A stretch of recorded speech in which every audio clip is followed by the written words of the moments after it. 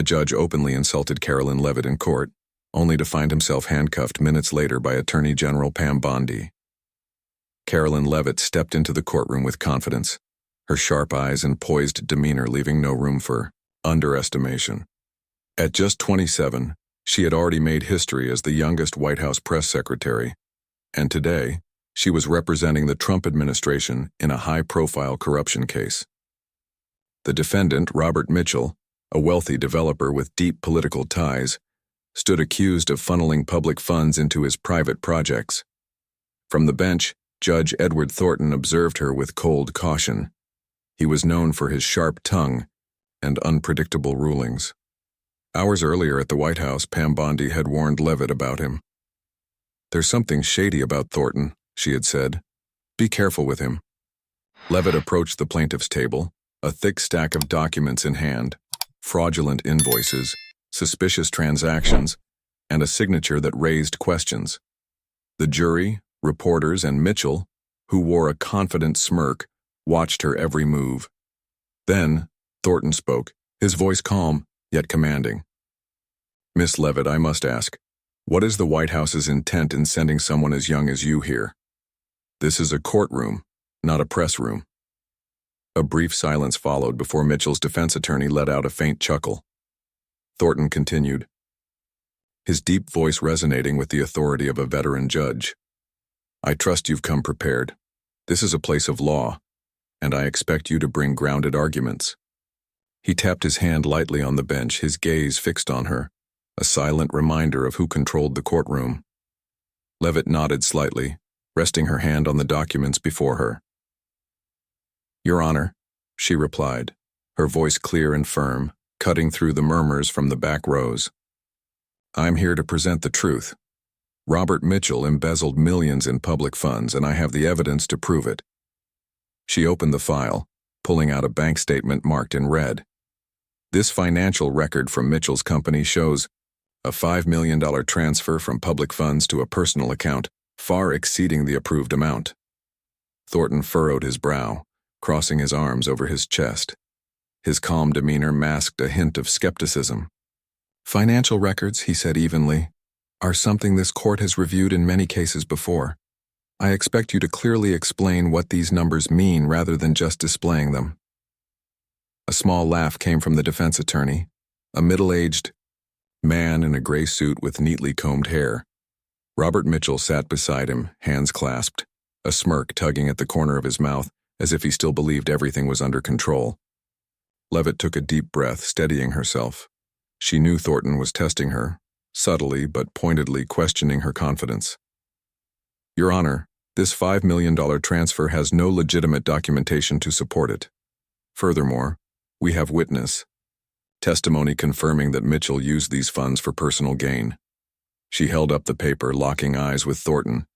He tilted his head, narrowing his gaze as if weighing her words. "Witness testimony and documents," he said, his voice lowering, "require careful scrutiny for authenticity. I trust what you're presenting isn't mere speculation, Miss Leavitt."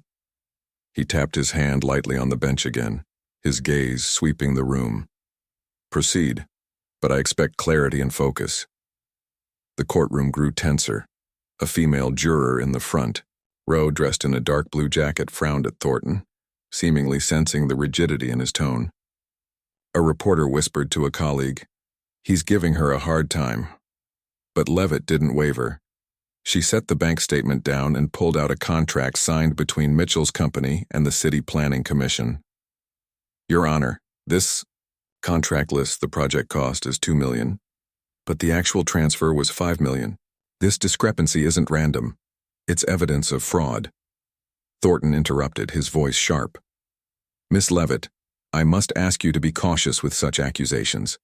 This court does not tolerate hasty conclusions. If you intend to argue fraud, I expect more concrete evidence." He tapped his gavel lightly on the bench, the sound a firm reminder of his authority. "Present more, but I won't tolerate imprecision."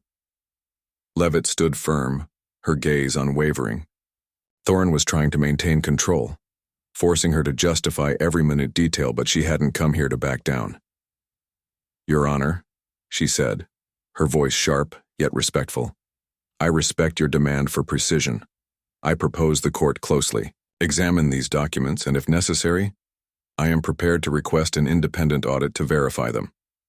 Her words were a polite challenge, silencing the courtroom. Mitchell's defense attorney frowned, the smirk on his face beginning to fade. Thoron leaned forward, placing his hands on the bench, his eyes locked onto Leavitt. "You're suggesting an independent audit in my courtroom?" he asked, his voice low but laced with warning. "I remind you, Miss Leavitt, that I decide what is reviewed. I expect you to understand your role in this process." He tapped his gavel, again his gaze unwavering, as if trying to subdue her with his presence. She stood tall, unflinching. "Your Honor, I fully understand my role, to ensure the truth is fully presented to this court. With your permission, I will proceed with further evidence." She pushed the documents forward, her eyes never leaving his. "May we continue?" The tension in the room thickened, the air heavy like the calm before a storm. The white ceiling lights cast a glow over Leavitt's poised figure at the plaintiff's table. She stood there, hands resting lightly on the documents, her gaze locked on Judge Thornton. He sat upright, arms crossed over his black robe, his stern face marked by decades of wielding justice. After a long pause, he finally spoke, his voice steady and commanding. "Miss Leavitt, I will allow you to continue, but I expect you to present with the clarity and precision this courtroom demands." Leavitt gave a slight nod, her composure intact. "Your Honor, I deeply appreciate your guidance," she replied, her voice carrying confidence that drowned out the murmurs in the back rows. "I have no intention of presenting anything but the truth." A faint smile touched her lips, not to provoke, but to assert control.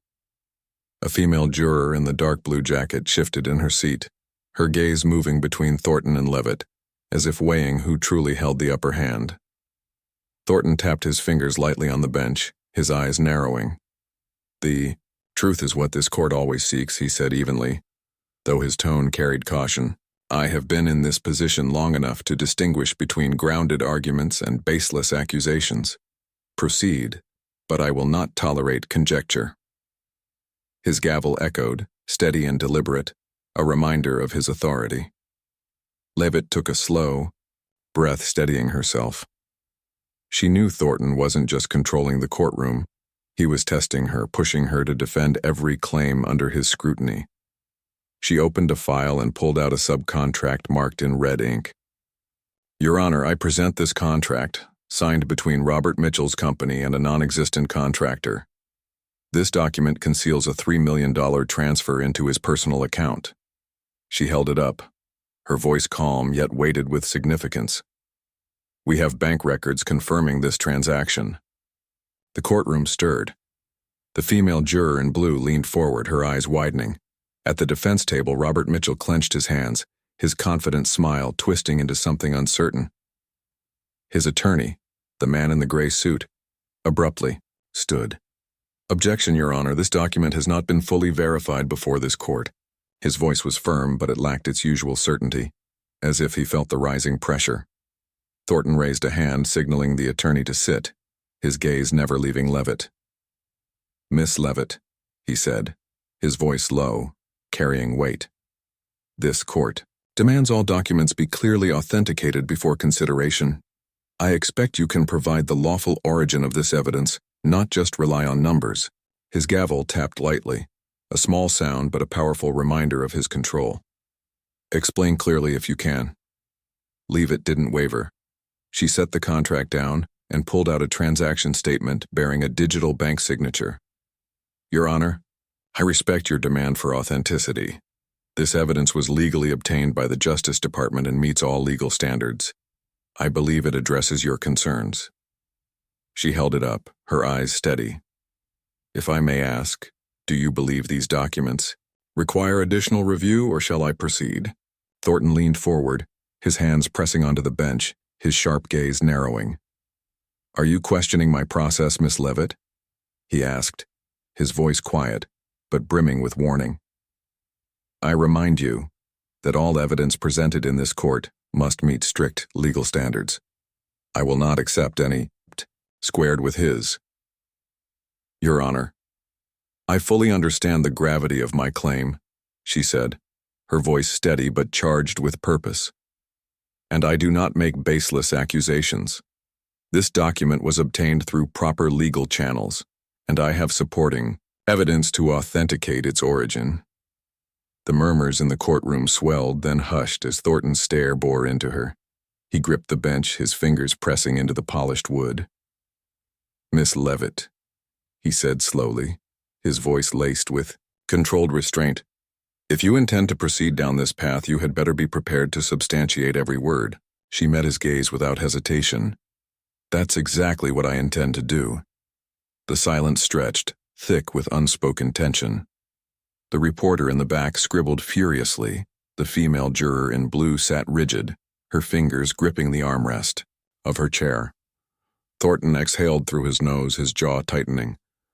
Then proceed, he said at last, the weight of his words settling over the room like a final decree. Steady, Your Honor. I deeply appreciate your caution, Karoline Leavitt said, her voice calm but cutting. She held the document firm in her grasp. This recording was obtained by the Justice Department through a lawful wiretap. I believe you'll find it meets the court's highest evidentiary standards. Judge Edward Thornton's sharp gaze bore into her. From the bench, he leaned forward, his hands pressing against the polished oak. You're making a serious accusation, Miss Leavitt, he said, his tone deepening with gravity. I remind you that all evidence presented in this court must comply with strict legal regulations. I will not accept unverified documents. He tapped his gavel, his eyes locked on her, but Leavitt remained steadfast.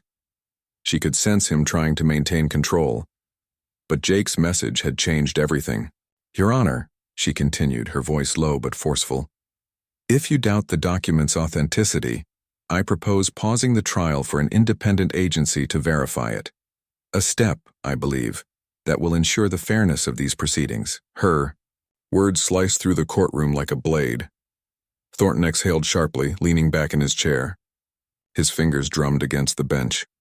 Pause the trial, he repeated, his tone even but laced with doubt. You're requesting something highly unusual, Miss Leavitt. I remind you, I oversee this trial.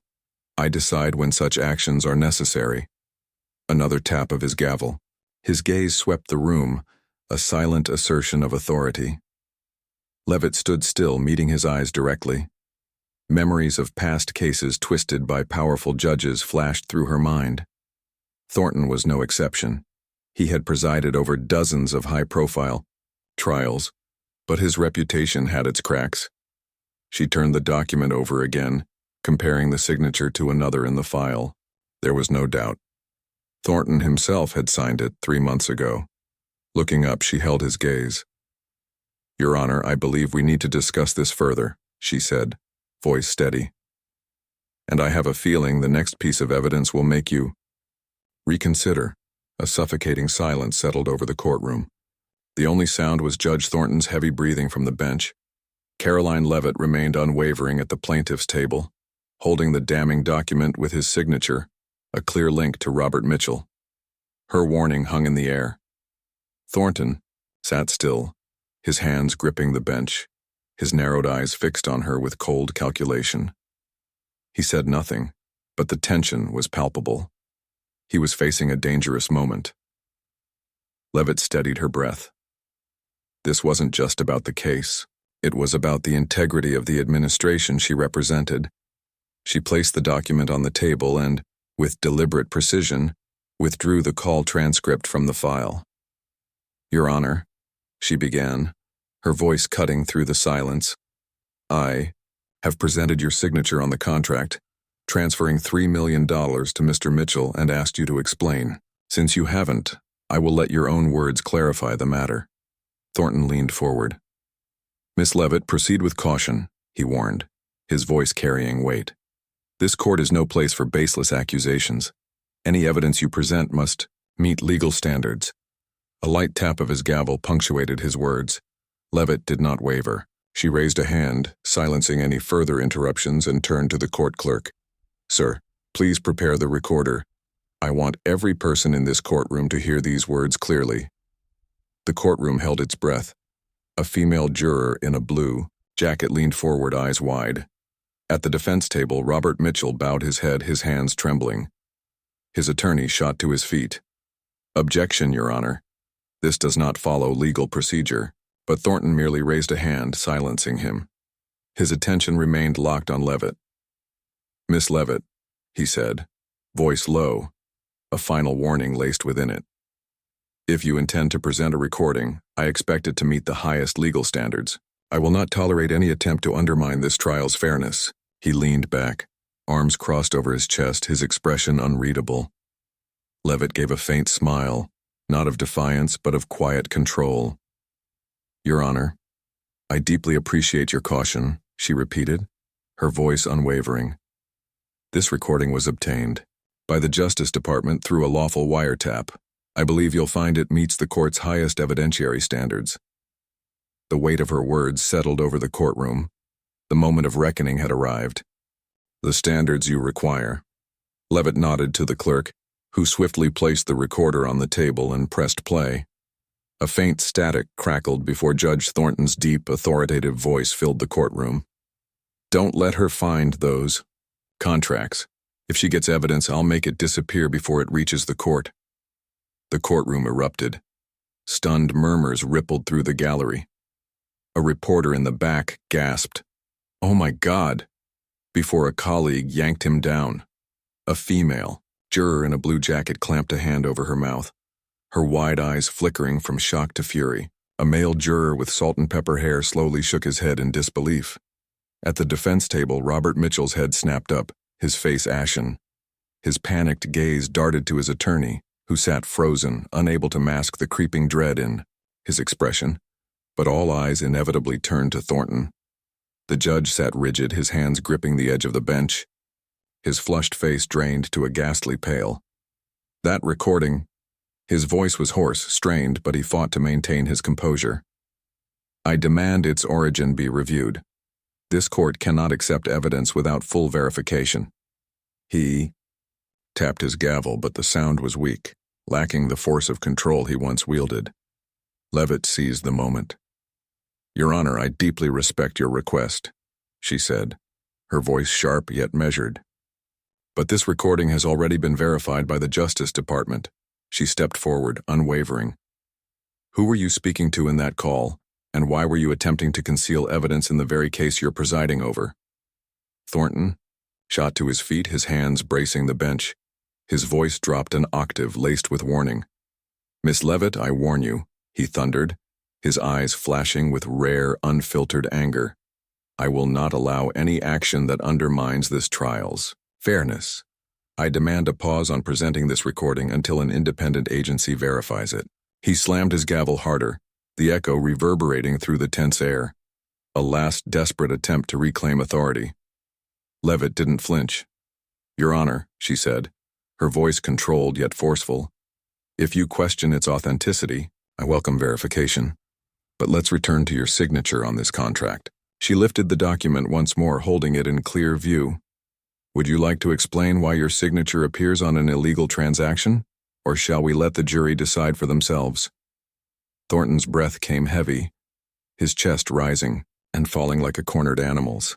"Leavitt," he growled, his voice low and dangerous, "I remind you, I oversee this trial. I will not entertain accusations without clear, verified evidence." Another strike of his gavel. His gaze swept the courtroom, a futile grasp for control that was slipping further with every second. Leavitt stood firm. "Your Honor, I deeply respect your role," she said, her voice rising with quiet conviction. Then she turned, away from Thornton, toward the jury. "But your signature on this contract, combined with the recording, reveals a clear truth. There is a conspiracy between Mr. Mitchell and a senior official to embezzle public funds." A heavy silence settled over the room. Then, "I propose pausing this trial for federal investigators to take over." The courtroom erupted into chaos. Jurors murmured among themselves, their expressions shifting from uncertainty to realization. Reporters scribbled furiously. cameras flashing as journalists whispered into live microphones. At the defense table, Robert Mitchell buried his face in his hands, trembling, as the weight of impending doom settled over him. But the man at the center of it all, Judge Edward Thornton, sat paralyzed. His once imposing figure now seemed small. His rigid posture collapsed as he stared blankly at the oak table before him. You can't request that," he whispered, but his voice was weak. The authority that once made him an icon in this courtroom had crumbled. Leavitt remained still, her gaze unwavering, waiting for his next move. And then, the courtroom doors burst open with a deafening bang. Gasps filled the air as all heads snapped toward the entrance. Pam Bondi strode in, her presence commanding. Clad in a sharp black suit, her blonde hair pulled into a sleek ponytail, she moved with the precision of a predator closing in. Behind her, 2 Justice Department officers followed, their uniforms crisp, their hands resting on the handcuffs at their belts. Her heels clicked against the wooden floor, each step a measured, deliberate sound against the stunned silence. Leavitt didn't turn. She wasn't surprised. She had known Bondi was watching, waiting for this exact moment. Reporters erupted. Cameras flashed with relentless urgency. "The Attorney General is here," someone shouted. But Bondi ignored the noise. Her gaze was fixed on one man, Thornton, like a judge confronting a traitor. She stopped at the bench, her voice low but cutting as it rang through the courtroom. "Judge Edward Thornton," she declared, "I am Pamela Bondi, United States Attorney General. Under my authority, I declare you under arrest for obstruction of justice, conspiracy to commit fraud, and abuse of judicial power." The room held its breath, and then Thornton exhaled shakily. His fingers twitched against the bench. His lips parted, but no words came. For the first time in his career, he had no defense. Justice had arrived. The final verdict shattered Thornton's last shred of hope. His head snapped up, eyes wide in shock, mouth stammering as if to protest. But the courtroom had already erupted. The female juror in the blue jacket shot to her feet, covering her mouth in disbelief. Beside her, a male juror with salt and pepper hair leaned toward his neighbor, whispering, "I knew it." Something was off. At the defense table, Robert Mitchell whipped toward his attorney. "Do something," he hissed. But the lawyer only bowed his head, scribbling notes in vain, already knowing there was nothing left to salvage. Reporters surged forward, cameras flashing like fireworks, capturing every moment of the judge's fall from grace. Pam Bondi remained steady. She lifted a hand, a silent command. The officers behind her moved. Thornton lurched to his feet, his hands bracing the bench, his voice low and trembling beneath a forced authority. "Miss Bondi, I must protest this action," he declared, his eyes flashing with rare anger. "This is a trial under my direction, and I demand a full explanation before any measures are taken." He tapped his gavel. A feeble sound, a last-ditch effort to hold on to power. Bondi stepped forward, her gaze cold and unyielding. "Mr. Thornton," she said, her voice like steel, "you no longer have the authority to demand anything in this courtroom." She let the weight of her words settle before continuing, her tone cutting through the chaos like a blade. "Your signature on an illegal contract and the recording obtained by the Justice Department prove that you not only knew of Mr. Mitchell's embezzlement but participated in it. You'll have your chance to explain in court, but not here." She turned to the officers. "Execute the arrest." The 2 men stepped forward. One unclipped a pair of handcuffs. The other gripped Thornton's shoulder. Thornton recoiled. His voice rose in desperation. "This is a gross violation of legal procedure." His frantic gaze swept the room, searching for support. "I demand to review this arrest warrant before any action is taken." But his words held no weight. Click, the handcuffs snapped shut, a metallic finality. The courtroom, his courtroom, was no longer his. Karoline Leavitt stood motionless, watching with calm, unwavering eyes. She had done her part. Exposed the truth. Set the pieces in motion. Bondi turned to her, giving a slight nod, a brief but meaningful gesture. "Good work, Karoline," she murmured, just loud enough for her to hear. Leavitt didn't need to reply. Their coordination spoke for itself. The officers pulled Thornton from the bench, leading him through the aisle. He stumbled, his head bowed, avoiding the jurors' gazes, the same jurors who had once revered him. A reporter's voice cut through the murmurs. "Judge Thornton, do you have anything to say?" He said nothing. The officer's footsteps echoed, blending with the murmurs of the crowd. The side door swung open. Thornton hesitated, just for a moment. Then he turned, locking eyes with Leavitt. Resentment burned in his gaze, but she didn't flinch. She stood tall, unmoving, a victor who had no need to boast. The courtroom remained. In shock, Mitchell sat still, hands gripping his head, his face ashen. His attorney whispered something, but he didn't respond. Their scheme had crumbled. Their plans had turned to smoke. The jurors exchanged glances, some shaking their heads, others whispering in indignation. Reporters scrambled to capture every moment, phones and cameras raised high, the flashes immortalizing Thornton's disgrace. Bondi turned back to the courtroom, her voice ringing with authority.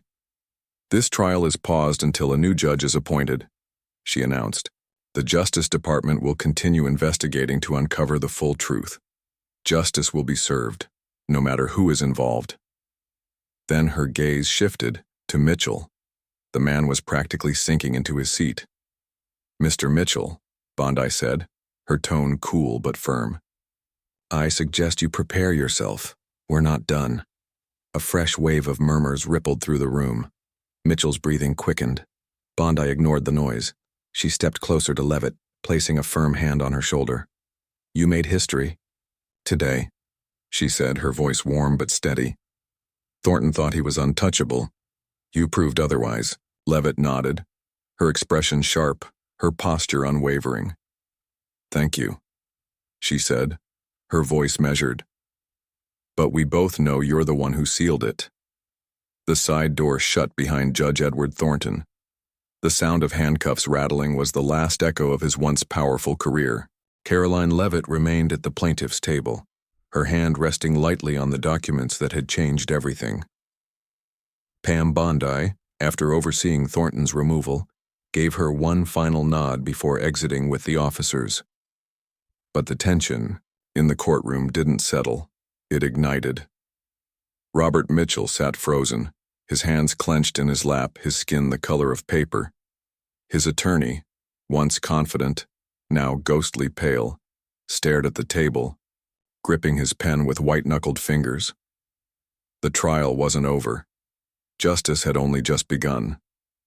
Mitchell's attorney leaned in, his expression tense, whispering something.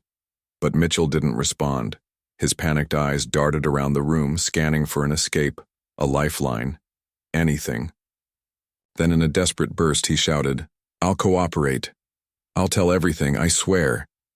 His voice cracked, raw and pleading. But Leavitt didn't flinch. She turned to him, her voice cold, composed. "Mr. Mitchell, you had your chance to do the right thing. Now you'll face the consequences. No deals here." The murmurs in the jury box grew louder. The woman in the blue jacket stood, staring at Mitchell with a mixture of shock and disdain. The male juror with salt and pepper hair shook his head slowly, whispering to his neighbor, "I suspected something from the start." They were no longer passive observers. They had just watched a powerful judge fall, and for the first time, faith in justice stirred in their eyes.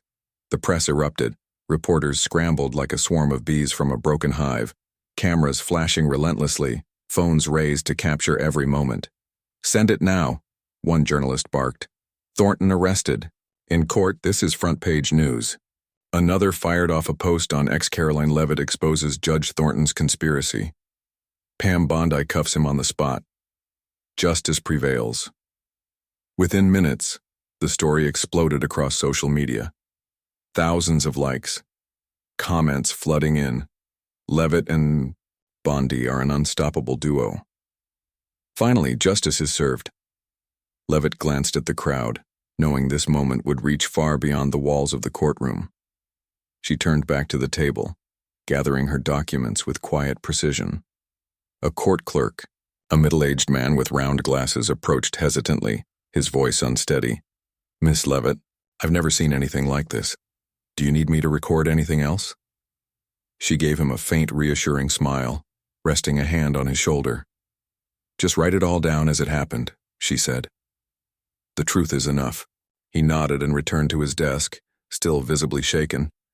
Outside the courtroom, Pam Bondi stood waiting, arms crossed, her sharp eyes scanning the restless press.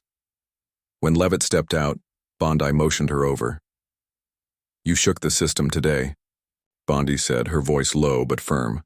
"Thornton's not the only one. We need to dig deeper. Mitchell is just the start." Leavitt gripped her files tightly. "I agree, ma'am. He just offered to cooperate. Should we consider it?" Bondi frowned, weighing the decision for only a second before shaking her head. "No. He chose his path. Now he faces full accountability. I'll order an expanded investigation immediately. Everyone tied to Thornton will be exposed." She met Leavitt's gaze. "You exceeded my expectations today, Karoline. The president will be pleased." Leavitt exhaled, a wave of relief washing over her. "Thank you, but we both know you sealed it." Bondi chuckled softly, a rare but warm smile breaking her usual stern demeanor. "We're a team. You opened the door, I kicked it wide open." She clapped Leavitt's shoulder and turned to signal the Justice Department officers to proceed. Leavitt nodded, stepping into the hallway, the weight of the day settling on her shoulders. Outside the courthouse, a crowd had gathered. News of Thornton's arrest had spread like wildfire, drawing people in, some holding their phones high, recording, others chanting, "Justice for the people." A middle-aged woman in a red coat turned to a reporter, her voice fierce. "It's time to clean out this corruption." The air buzzed with excitement, outrage, vindication. On social media, Leavitt Bondi was trending, tens of thousands of posts. Praise pouring in. Karoline Leavitt, just 27, took down a judge. This is the future of justice. Pam Bondi shows no mercy. She's a nightmare for the corrupt. Leavitt didn't check her phone. She didn't need to. She knew this was bigger than her. She stepped outside, sunlight striking her face. Young, but resolute, a reporter rushed forward, microphone extended. "Miss Leavitt, how do you feel seeing Judge Thornton arrested?" She met the camera's gaze, unwavering. "I feel justice has been served. This isn't about me or Miss Bondi. It's about the American people. They deserve honesty, transparency." Then she turned away, leaving them scrambling for more. With calm precision, she climbed into the black SUV waiting by the curb. The chants of the crowd faded behind her as the vehicle pulled away. Justice had spoken, and it wasn't done yet. As the car door slammed shut, Karoline Leavitt closed her eyes for a brief moment, letting the stillness settle around her. But inside, her mind was anything but quiet. Images flashed like a relentless reel: Judge Edward Thornton in handcuffs, Robert Mitchell's panicked eyes, Pam Bondi's commanding presence as she stormed into the courtroom. Today wasn't just a personal victory. It was a message, a statement from the Trump administration. Justice would be served, no matter who stood in the way. The driver, a White House security agent, glanced at her through the rearview mirror. "Straight. To the White House, ma'am?" Leavitt nodded, her voice firm but measured. "Yes, I need to see the president." The car pulled away from the courthouse, leaving behind a sea of flashing cameras and a crowd still chanting her and Bondi's names. As the city blurred past, she pulled out her phone. The screen lit up with a flood of X notifications. One post caught her eye. "Karoline Leavitt and Pam Bondi just took down Judge Thornton. This is how we make America great again. Leavitt Bondi." A faint smile tugged at her lips, not for the praise, but for what this moment represented. The White House Leavitt walked down the long hallway, her heels clicking against the marble floor. A staffer led her straight to the Oval Office, where Donald Trump sat behind his desk. As she entered, his sharp eyes locked onto hers. He stood, a wide grin spreading across his face, a rare but genuine one. "Karoline," he said, his voice warm and deep. "You made big things happen today. Thornton cuffed in court. I watched it live. Outstanding." He stepped around the desk, clapping her shoulder with the pride of a father figure. Leavitt dipped her head slightly, maintaining her professionalism. "Thank you, sir, but I didn't do it alone. Miss Bondi sealed it." Trump laughed, the sound echoing through the room. "Bondi is a warrior, no doubt. But you, Karoline, you started it. I picked you because I knew you had the strength. The strength to change things." His expression hardened with determination. "Today you proved our slogan, 'Make America Great Again.' You and Bondi just sent that message to every crook who thinks they can dodge justice." Leavitt nodded, absorbing the weight of his words. "We're not done, sir. Mitchell is cooperating, but Bondi believes there are more people involved." Trump's brow furrowed. He thought for a moment, then nodded. "Good. Don't stop. I want them all dragged into the light, every last one. You and Bondi keep going. I've got your backs." He returned to his chair, a satisfied air settling around him. "Now go rest. You've earned it." Leavitt left the Oval Office feeling relieved, but not at ease. She knew Trump. This was just the beginning. A moment of peace. As she stepped outside, her phone buzzed. A text from Bondi flashed across the screen. Mitchell named some names. "Meet me tomorrow, 7 a.m. My office." Leavitt exhaled, slipping the phone into her pocket. Bondi never stopped fighting, and neither would she. But before diving into the next battle, she needed a moment to herself. The car ride home was quiet. When she arrived at Tau, her suburban Washington, D.C. house, warm yellow light spilled from the windows. Stepping inside, she heard the soft laughter of her 8-month-old son. He sat in the living room, giggling as he played with his grandmother. Her mother, Ellen, looked up, her face lighting with pride. "Karoline, you've been on TV all day." Your son kept pointing at the screen every time he saw you. Leavitt smiled, kicking off her shoes and kneeling beside the boy. She scooped him up, pressing a kiss to his forehead, feeling his tiny warmth in her arms. "You watched him all day?" "Thank you, Mom." Ellen waved a hand, dismissively. "Don't thank me. You're out there doing big things. I'm just holding down the fort." She paused, her eyes soft but unwavering. "You remind me of when you were little, always steadfast, always fighting for what's right. Today you did that for the whole country." Emotion welled up in Leavitt's chest. She kissed her son's forehead again, whispering, "I do it all for you. You know that." The weight of a movement. That night after her son was asleep, Leavitt sat alone in her small study, her laptop glowing in the dim light. She scrolled through X, post after post flooding in.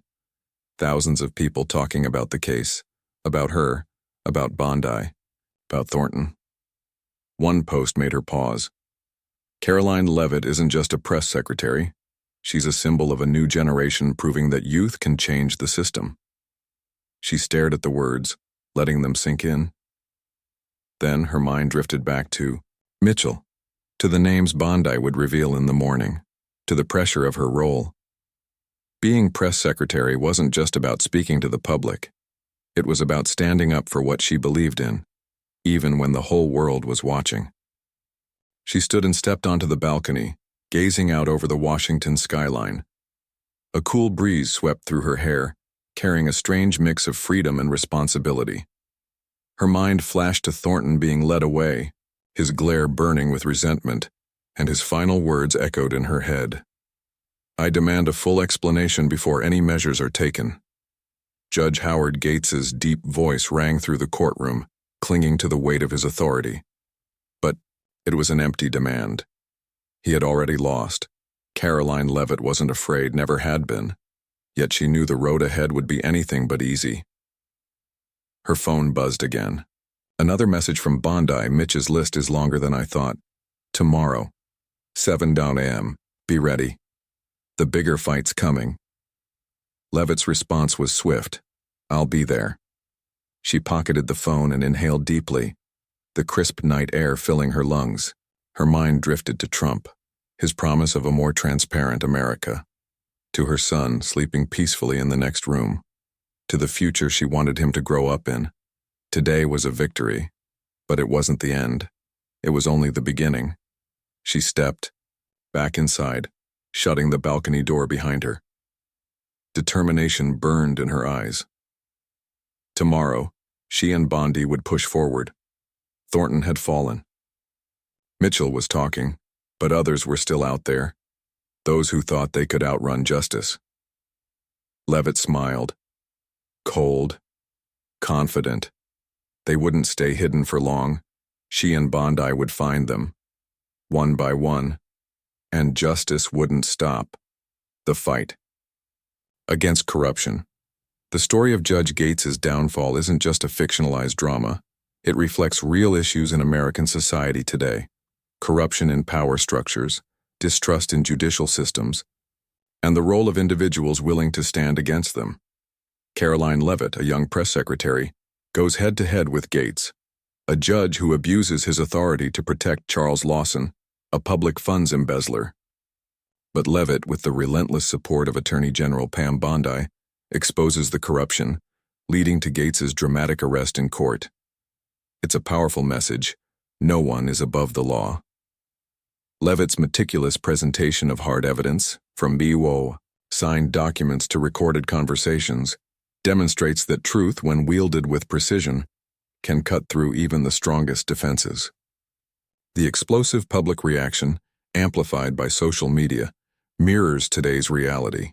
Americans increasingly rely on collective voices to hold the powerful accountable. But the real lesson here isn't just about standing up for what's right. It's about how to do it effectively. In the real world, justice requires more than courage. It demands thorough preparation. Like Leavitt, arm yourself with undeniable facts before challenging corruption. Unwavering resolve. Don't let personal attacks or intimidation silence you. Strong allies. Find people like Bondi, those who will act decisively when the moment comes. The power of modern tools.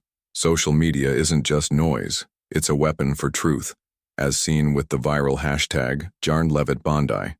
As Trump reminded Leavitt in the Oval Office, justice is not a one-time victory, it's a relentless battle. Don't just stand for what's right. Be ready to fight for it. Hit subscribe to follow Karoline Leavitt and Pam Bondi's journey as they continue exposing corruption. Justice is just getting started.